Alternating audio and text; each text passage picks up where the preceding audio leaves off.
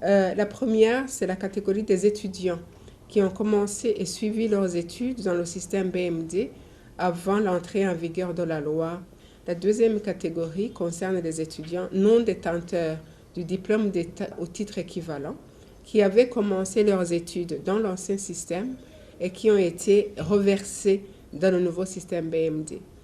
Catégorie 3, ce sont des étudiants sans diplôme d'État au titre équivalent qui ont été enrôlés en violation de la loi dans le système BMD. Pour régler le problème de ces trois catégories d'étudiants,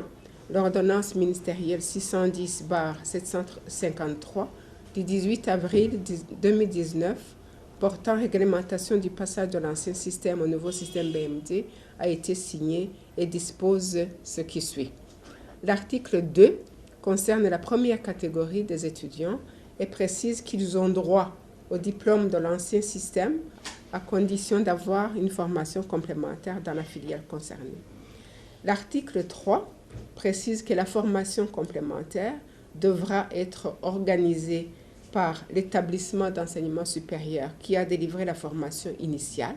après validation par la Commission nationale de l'enseignement supérieur des modules de formation y afférentes, et que l'acquisition des diplômes sera subordonnée à la réussite de la formation complémentaire avec rédaction et défense d'un mémoire de fin d'études devant un jury conformément au texte régissant l'ancien système. L'article 4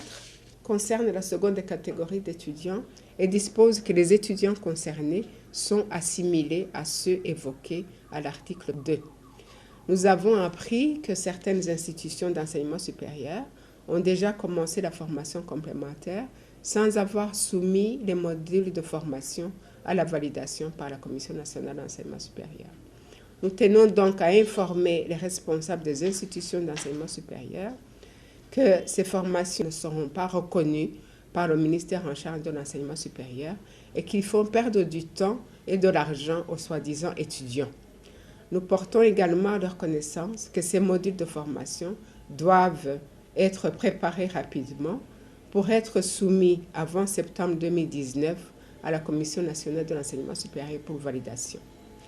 L'article 5 règle le problème de ceux qui ont commencé le système BMD sans diplôme d'État après la loi de 2011 et leur accorde un diplôme de technicien supérieur de niveau 1.1